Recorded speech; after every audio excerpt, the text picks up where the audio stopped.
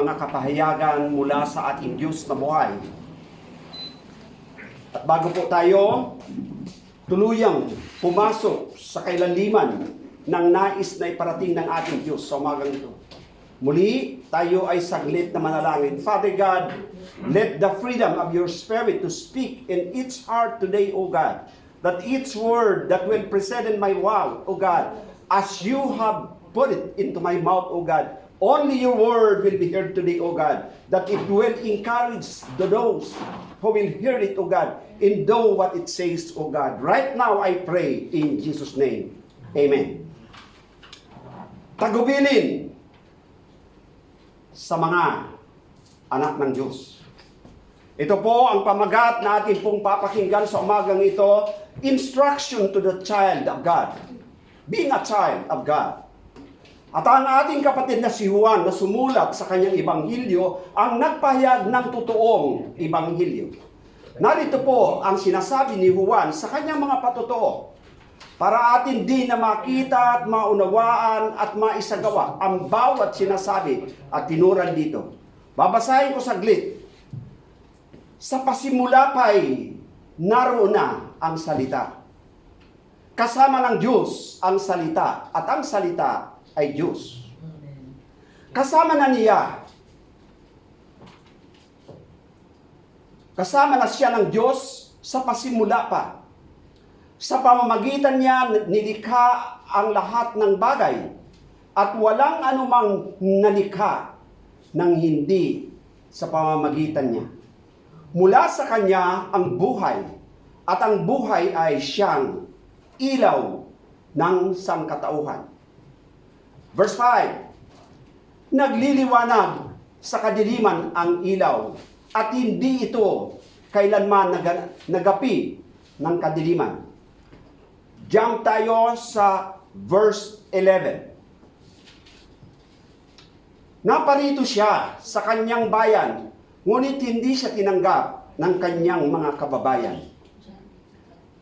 12. Ngunit ang lahat ng tumanggap at nanalig sa kanya ay pinagkalooban niya ng karapatang maging anak ng Diyos.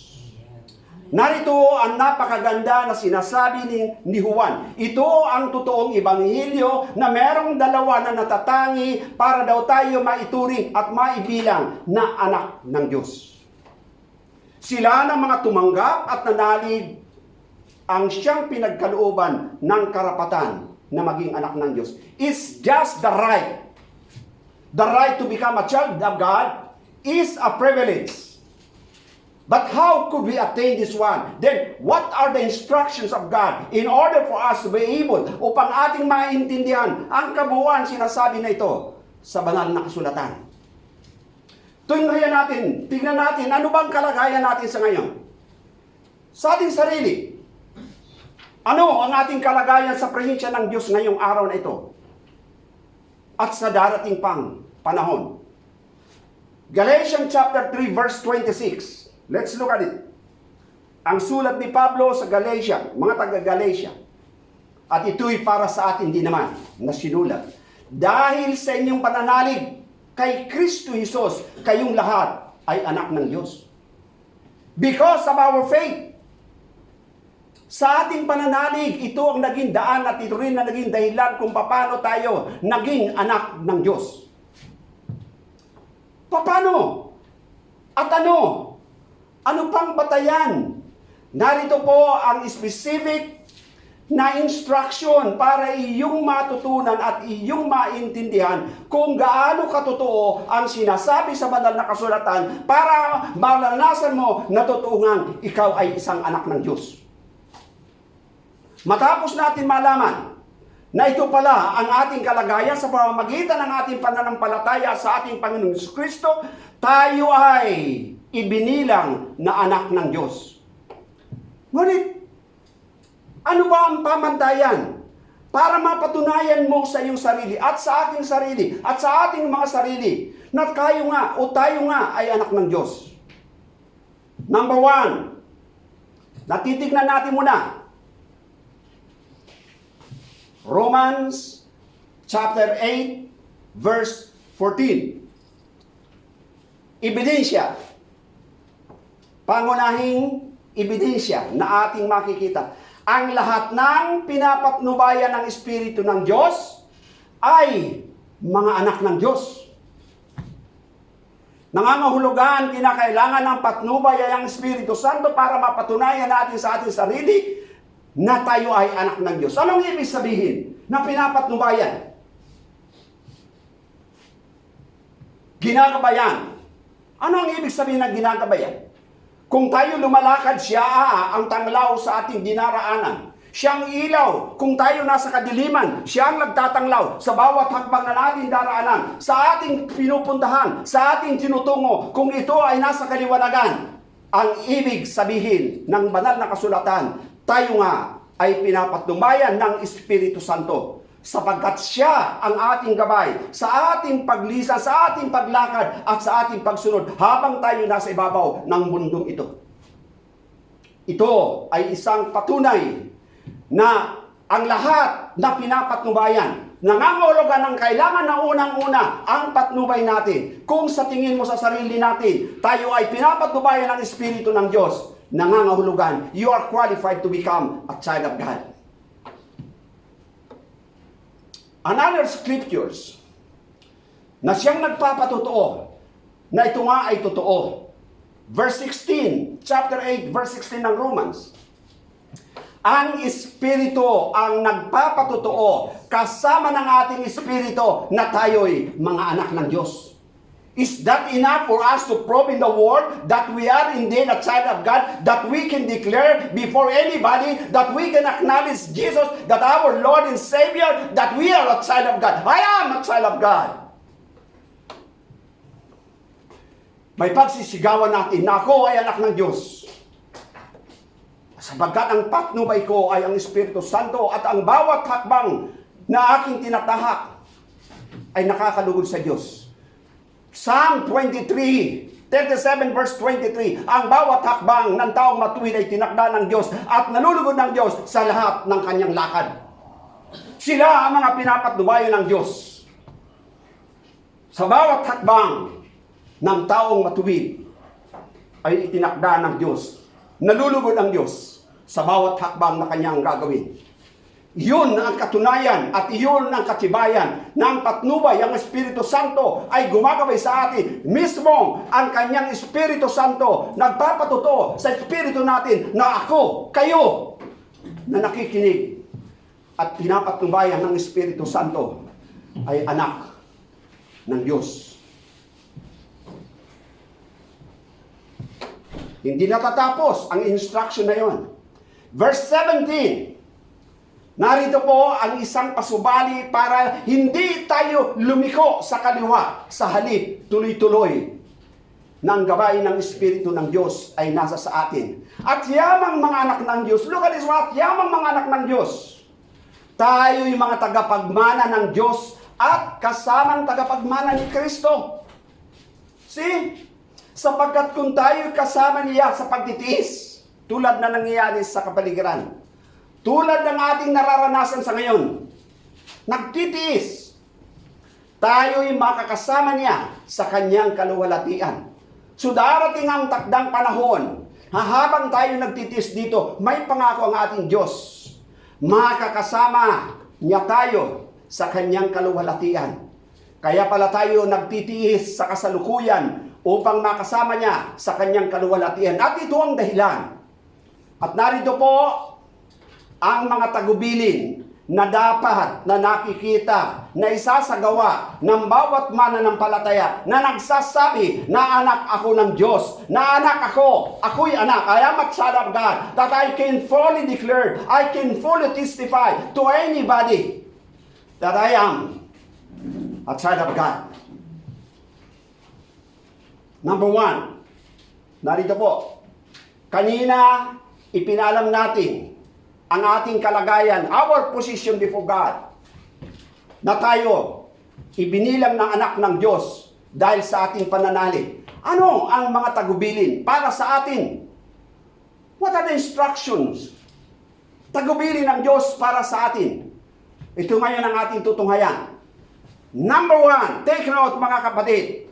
sa inyong tahanan. Isulat nyo para hindi makalimutan. Ituro nyo sa inyong mga anak. Ituro nyo sa mga magulang. Ituro nyo sa mga kapatid nyo. At ituro sa lahat ng tao. Sapagkat itong batayan para matiyak natin na tayo ay anak ng Diyos. 1. Tularan natin ang Diyos. Be imitators of God. Ang sabi ng salita ng Diyos, sabi ng ating Panginoon, be perfect, therefore, as your heavenly Father is perfect. Tagalog, kaya dapat kayong maging ganap, gaya ng inyong amang nasa langit. Perfection. That is what is our goal. Our goal is to become perfect in the presence of God. So, mayroon na tayong patnubay. Itinuro na sa atin ang ating kalagayan na dahil sa ating pananalig sa ating Panginoon, tiniyak sa atin na tayo anak ng Diyos, at narito ngayon ang tagubilin sa atin. Mga tagubilin sa mga anak ng Diyos. Tularan natin siya. Ito ang pangunahin. Pangunang tagubilin ng ating Diyos sa lahat ng mga nagsasabi na anak ng Diyos. Tandaan po natin ito sapagkat ito yung mahalaga. Dito nababatay ang kabuuang kaligtasan at ang kabuuang kaganapan ng sinasabi sa banal na kasulatan na tayo nga ay anak ng Diyos. Another scripture that will prove it, ang sabi dito, and walk, Ephesians chapter 5 verse 2, and walk in love as Christ also loved us and given himself for us, an offering in a sacrifice to God for sweet smelling aroma. Narito po ang sabi dito, mag-ibigan tayo. Ito ang bagong utos na sinasabi ng Diyos. Pangalawa na sinasabi sa banal na kasulatan, una, tularan natin ang Diyos. Pangalawang sinasabi, walk in love. Mag-ibig. Demonstrate your love by extending to others a kind of love that comes from your heart that God have given us. A kind of love that manifests in the lives of those who call themselves to be a child of God. We walk in love. Mag-ibigan tayo. Ito ang bagong utos ng ating Panginoon.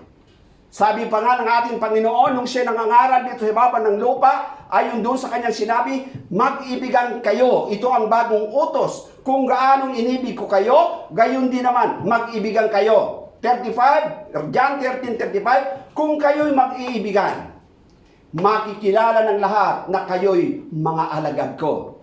To determine that we are a servant of God, to determine that we are indeed a child of God, if we love one another, this will prove that we are indeed a child of God. Sinabi rin ito ni Pablo, sinabi ni Pedro, na ang pag-ibig ay higit natin pahalagan. Maliban sa ating Panginoon na siyang pinagmulan ng totoong pag-ibig, sinabi nito at pinangaral. Itinuro ni Pablo at kasama na si Pedro. Sila na mga una na tinawag at ginawang alagad, apostol ng ating Panginoon. Sila rin ay nangaral patungkol sa pag-ibig bilang mga anak ng Diyos na dapat nakikita sa atin. Ito ang bagong utos na ating tinanggap mula sa ating Panginoong Hesus na dapat tayo na mag-ibigan. Pag-ibig na hindi kinikimkim. Pag-ibig na nakahanda nating ipadama sa bawat nangangailangan ng kaligtasan. Pag-ibig na kailangan natin ipakita sa kanila, ipakilala sa kanila ang totoong pinagmulan ng totoong pag-ibig na walang iba ang ating Panginoong Jesucristo na hindi nagbabago. Siya ang nakakapagbigay ng kaligtasan na kailangan ng buong mundo.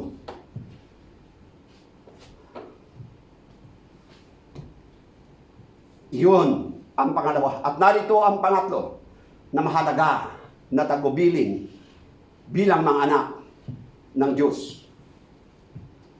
Walk as children of light. Lumakad bilang mga anak sa kaliwanagan.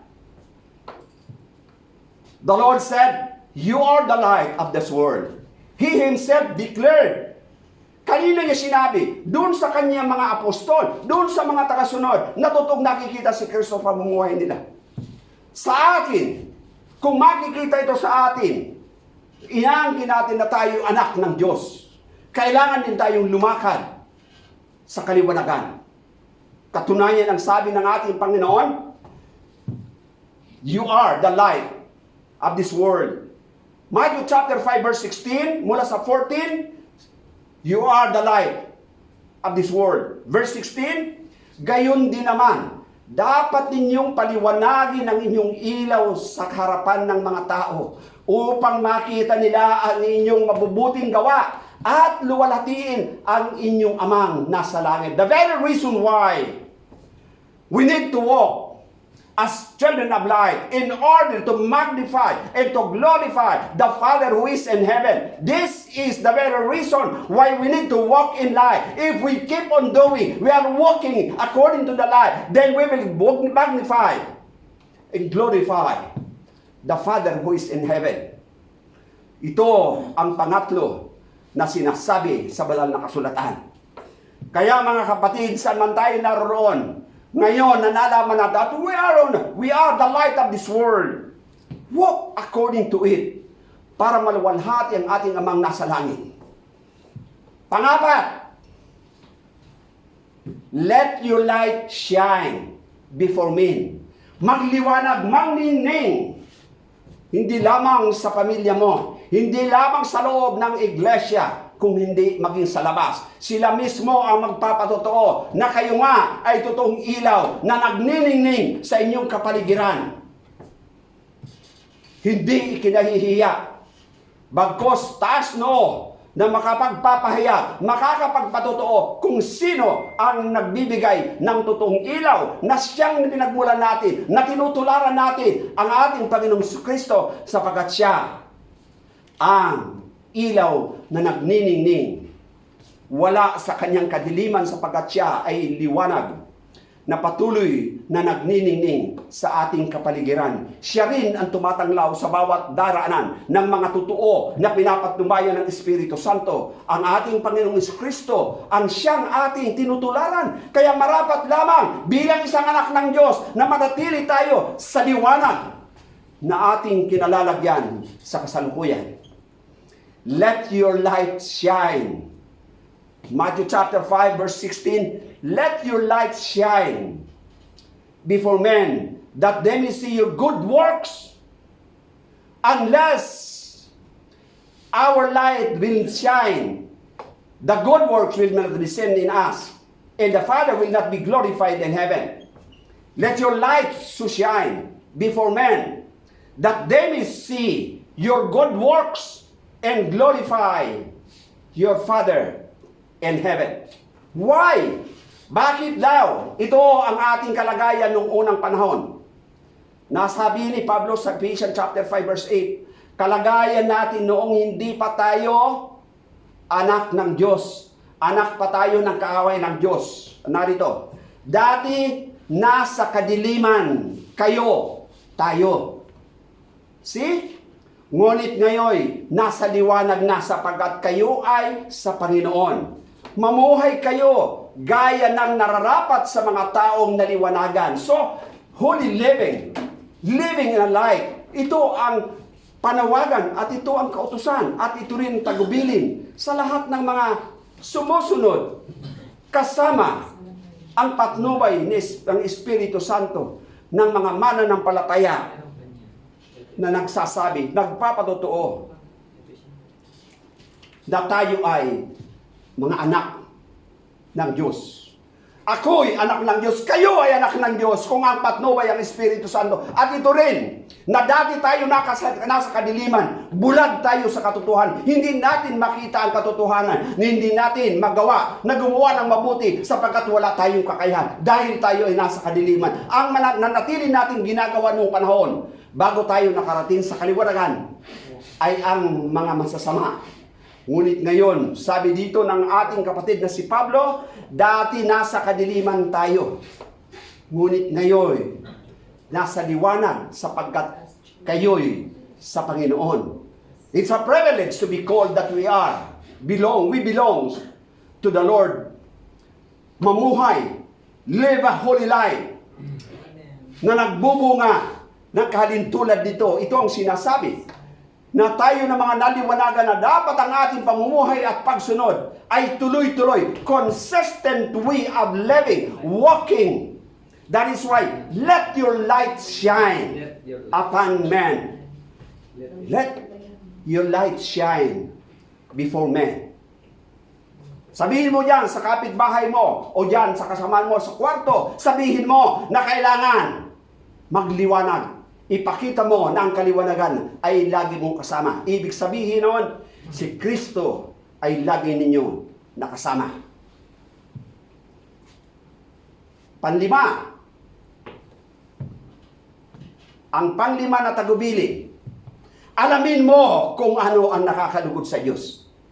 Determine to yourself what pleases the Lord. Ano ba ang nakakalugod sa Diyos? Nang sa gayon, iyon ang gagawin mo. If you think to yourself, if the Bible says, if the instructions have given to you that do only what pleases God, yun lamang ang ating gawin. Napakaraming mga bagay na pwede nating gawin na nakakalugod sa Diyos. Iyon ang ating gawin. At yung mga bagay na hindi nakakalugod sa Diyos, talikuran na natin. Huwag na nating gawin sa halip. Gawin natin kung ano nakakalugod sa Diyos.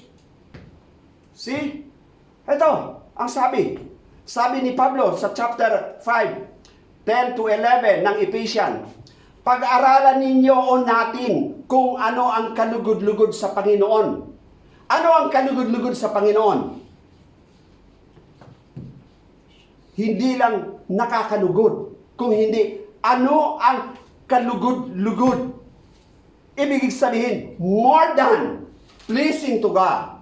Because God is holy. He deserves na dapat ang gagawin natin, pag-aralan natin, na nakakalugod sa Kanya. Kalugod-lugod sa Kanya. Ang bawat gagawin natin, maging sa ating pananalita, sa ating pamumuhay, sa ating pagmamahal o pag-ibig, sa ating pananalig o pananampalataya, sa Espiritu at sa kalinisan. Ito ang ginagawa na nakarapat at nakakalugod sa ating Diyos na buhay. Determine what pleases the Lord. Alamin mo, alamin natin kung ano ang mga nakakalugod at kalugod-lugod sa Kanya harapan. Amen. Di ba sa tuwing tayo haharap sa Diyos, tuwing tayo maghahandog sa Kanya, bakit kapag tayo lumapit sa Diyos, ano ang pangunahin na kailangan gawin?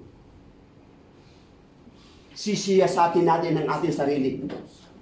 Yan, bago tayo makalapit sa Kanyang kabanal-banalang trono o presensya, kailangan muna natin siyasatin ang ating mga sarili. Bakit kung tayo ba ay karapat-dapat na lumapit sa Kanyang harapan? Kung tayo ba ay totoo nakasama ng mga anak ng Diyos nang sa gayon, sa ating paglapit, sa ating pagdulog, sa ating pananalangin, matatanggap ng ating Diyos sa buhay ang ating mga kahilingan sapagkat malulugod ang ating Diyos sa ating gagawin.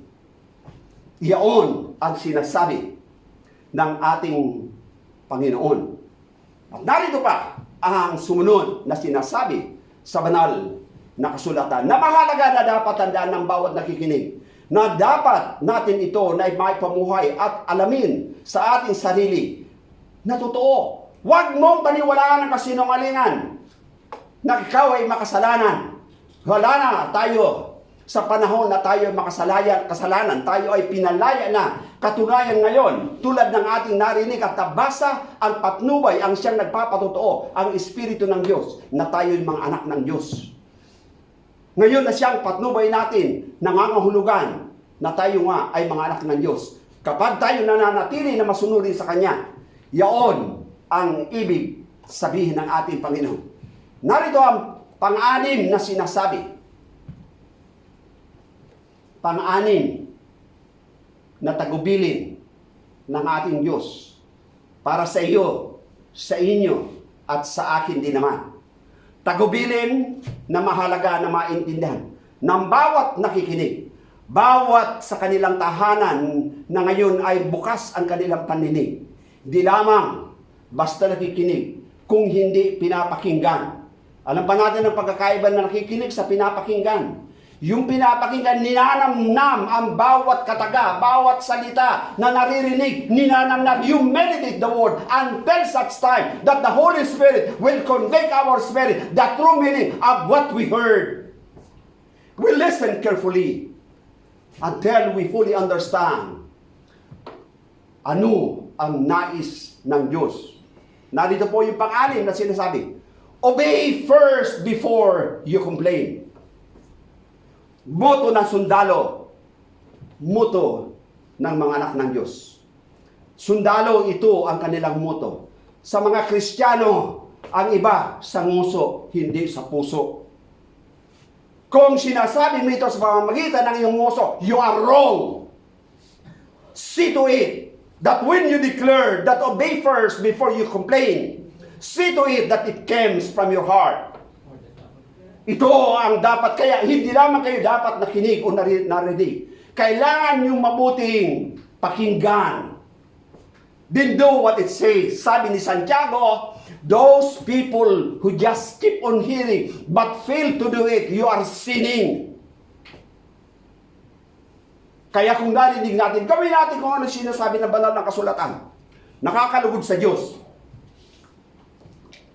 Marami reklamador, alam natin kung ano nangyari sa mga reklamador sa lumang tipan. Alam nyo yon. At alam natin yon kung ano ang nangyari sa mga reklamador. Yung mga reklamador, hindi sila nasisiyahan kung anong meron sila. Sa lumang tipan, nung nandoon sila sa ilang, nagreklamo sila na walang tubig na maiinom. Sabi ng Diyos, sige, sama mo ang mga leaders, paluin mo yung bato at dadaloy ang tubig. Ginawa ni Moses. Sa pangalawang pagkakataon, lumapit na naman ang mga tao, nagreklamo na naman. Ang sabi ng mga tao, mabuti pa doon sa aming pinagalingan sa Ehipto, mabuti pa sa Pilipinas, na kami ay malaya. Hindi, ganun din dito. Malaya pa rin tayo, sapagkat kung nasaan si Kristo, ay meron tayong kalayaan. Sabi ng ating mga kapatid na nasa disyerto noong panahon, sa Ehipto, meron kaming garlic, meron kaming onion, meron kaming litos, nakakakain kami kung anong gusto namin kainin.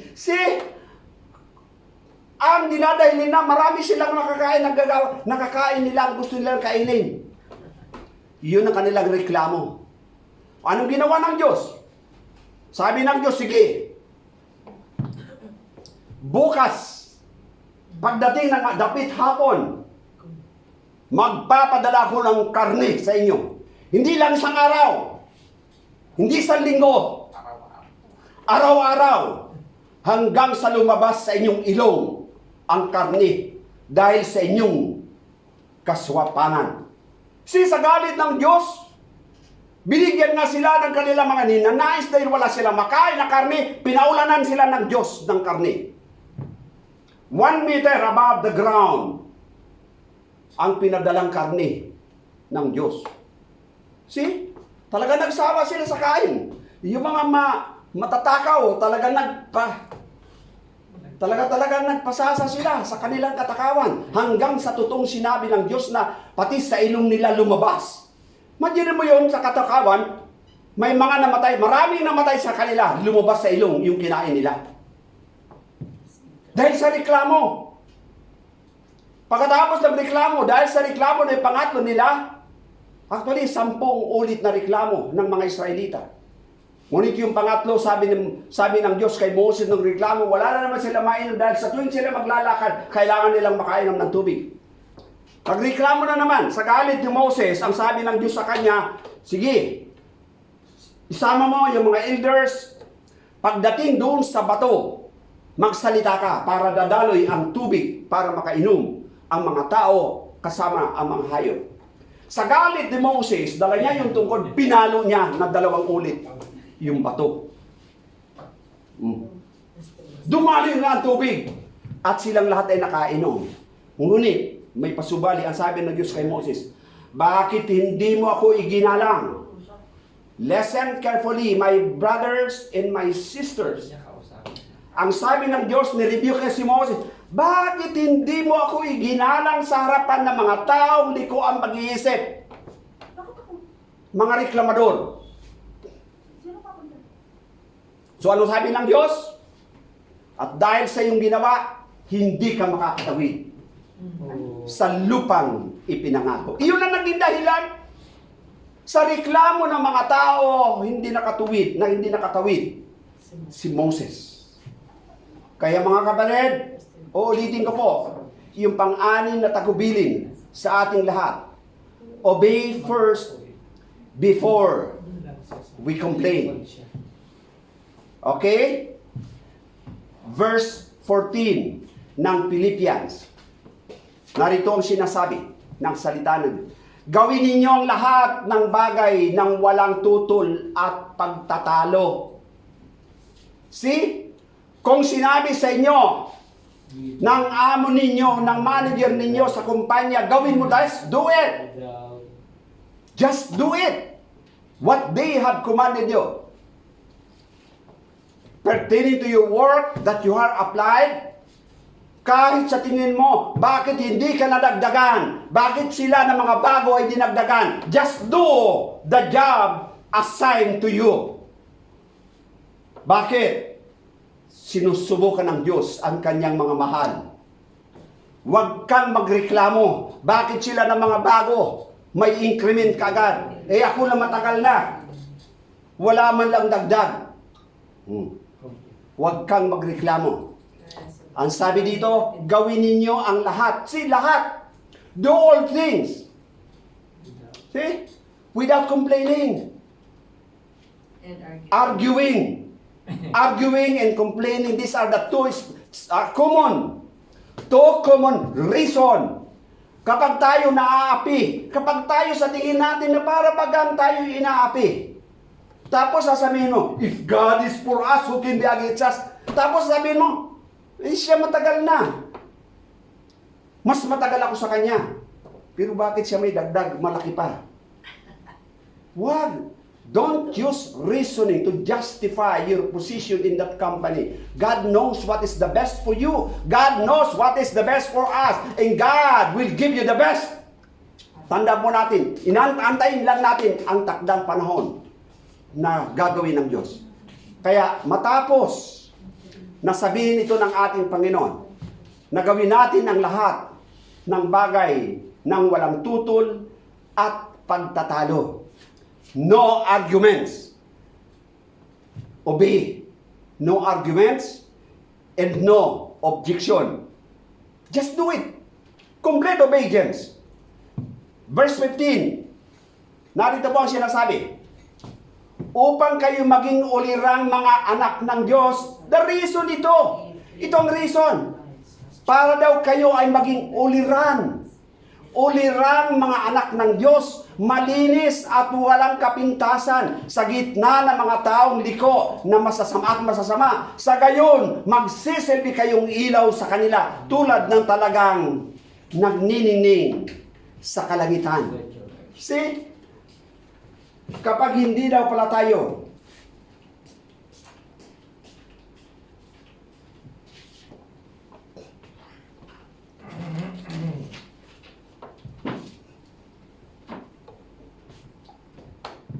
upang kayo'y maging ulirang mga anak ng Diyos, malinis at walang kapintasan sa gitna ng mga taong liko at masasama. Sa gayon, magsisilbi kayong ilaw sa kanila tulad ng talang nagniningning sa kaliwanagan. yes. Yan po Lights in a world full of crooked purpose. ang pang-anim na tagubilin ng ating Panginoon sa lahat ng mga mananampalataya na tinawag na mga anak ng Diyos. Mag-ingat. Kaya't maging maingat kayo kung paano kayo mamumuhay. See? Maging maingat sa inyong pamumuhay. Mamuhay kayong tulad ng mga matatalino at di tulad ng mga mangmang. maging matatalino sa ating pamumuhay na may pagsunod sa ating Diyos. At narito po ang pinakahuli na tagubilin na dapat nating tatandaan lahat saan man tayo naroroon bilang anak ng ating Diyos. Na ito ay mahalaga na malaman natin. Matapos natin makita unang ating kalagayan sa harapan ng Diyos, tayo iniligtas mula sa ating pananampalataya. It is about our faith. Kaya tayo naligtas. That is the exact position natin ngayon sa harapan ng Diyos. Ngunit, may mga tagubilin ang ating Diyos sa atin. Tagubilin sa mga anak ng Diyos. At narito po yung panghuli. Samantalahin natin ang bawat pagkakataon. See? Bawat pagkakataon, we need to take advantage every opportunity na ang gagawin. Pag sinabing samantalahin natin, bawat pagkakataon na kailangan mo sabihin kung sino si Kristo sa buhay mo, kung paano ka namumuhay na may buong pagsunod sa Kanya, ipakita mo, prove to them that you are indeed taking the opportunity as you walk obediently to all instruction pertaining to your position as a child of God. Bilang anak ng Diyos, ito ang kalagayan ng bawat mananampalataya na nakay Kristo at hindi nababago ang kalagayan bilang tagasunod ni Kristo. Narito ang sinasabi sa banal na kasulatan. Samantalahin ang bawat pagkakataon. Take advantage every opportunity. Ito yung last na sinasabi bilang tagubilin sa mga nagsasabing anak ng Diyos. Take advantage every opportunity. Samantalahin ang bawat pagkakataon, Ephesians chapter 5 verse 16. Sapagkat masama ang takbo ng daigdig. This is the reason why we need to take advantage. Samantalahin natin. Samantalahin natin ito. Ito ang pamantayan. Okay? Samantalahin natin ang bawat pagkakataon na tayo ay makagawa ng mabuti. Take every advantage, opportunity. We need to take advantage to do good. Saan? Sa lahat. In obedience to God's instructions as a child of God. We need to take that opportunity. Kailangan natin na gawin ang bawat pagkakataon. Iyon ang sinasabi ng banal na kasulatan upang ating namnamin at ating maipamuhay ang katotohanan nang sa gayon ang ating pamumuhay ay maging matagumpay sa pagsunod sa Kanya, sapagkat dito nakasalalay ang ating kalagayan bilang mga anak ng Diyos. Ang mga anak ng Diyos na nanatilang titiwala sa Kanya ay ating ipapakita sa buong sanlibutan na totoo na si Kristo ay ating sentro sa pamumuhay natin, sa ating pananalita, pamumuhay, pag-ibig, pananampalataya, espiritu at sa kalinisan. Siya ay sentro. Kaya't gawin natin ito nang ayon sa Kanya sinasabi. Philippians chapter 2 verse 30, ang Diyos ang gumagawa sa inyo. It is God who works in us to will and to act according to His good purpose. Siya. Hindi ikaw, hindi ako. I have no ability. It is God's ability that I can do good works. But for me, I have no ability. Only God can do such kind of good works in me. Siya lamang ang nakakagawa ng mabuti para ikilos at umayon sa Kanyang kalooban. Ito rin ang patutuo ni Pablo. Ang sabi ni Pablo sa Roma, alam natin sa lahat ng bagay, ang Diyos ay gumagawang kasama ang mga nagmamahal sa Kanya. If you are with Christ, if you are indeed child of God, you will indeed do good works that the Bible and God Himself have said and declares. Kapag nakakawak tayo ng mabuti, hindi ikaw, hindi ako, hindi tayo, kung hindi ang Diyos. Ang Diyos ang gumagawa para tayo makagawa ng mabuti. Saganang ating wala tayong kakayahan. Siya lamang ang may natatanging katangian at kakayahan para tayo makagawa ng mabuti. At bilang pagtatapos, narito po, sinasabi, kaya nga mga minamahal, verse 12 ng Philippians, kaya nga mga minamahal, tulad ng inyong buong pusong pagsunod nung ako'y kasama pa ninyo. Ang ibig sabihin, nung tayo pa ay magkakasama, araw-araw may sinasabi sa inyo ang Diyos. Lalo kayong maging masunurin ngayon, ako'y malayo sa inyo. Ngayon, magkakalayo tayo. Pag sumikapan ninyong maging ganap ang inyong kaligtasan, nang may lubosang paggalang at pag-ibig sa Diyos. Sa gayon, sasabihin natin sa buong mundo at patutunayan ng Espiritu Santo, ako, kayo na mga nakikinig, pinapatunayan ng Espiritu Santo, ay anak ng Diyos na buhay. Sumasama tayo na tumayo at awitin natin ng isang awitin bilang pagpapahayag. Kung sino si Kristo at kung sino tayo na narito bilang tagasunod ng ating Panginoong Jesucristo. Patutunayan ng Espiritu Santo habang inaawit natin ang awiting ito.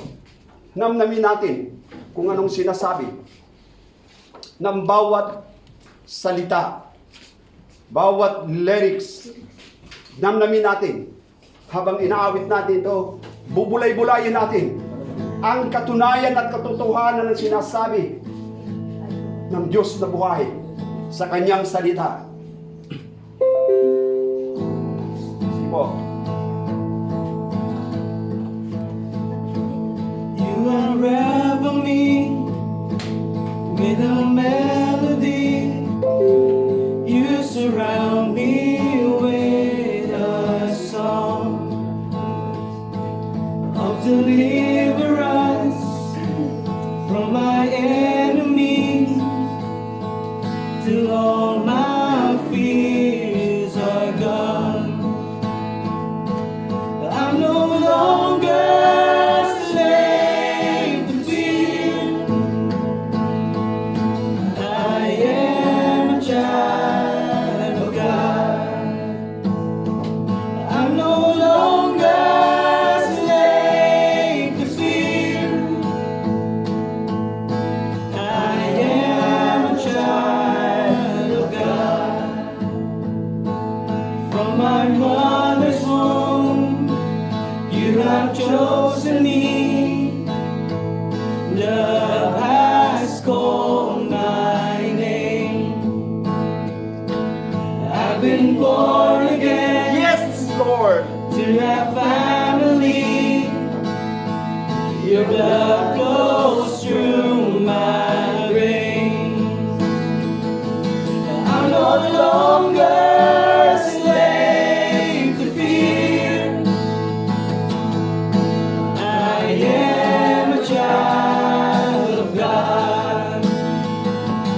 I'm no longer a slave to fear. I am a child of God. I'm no longer a slave to fear.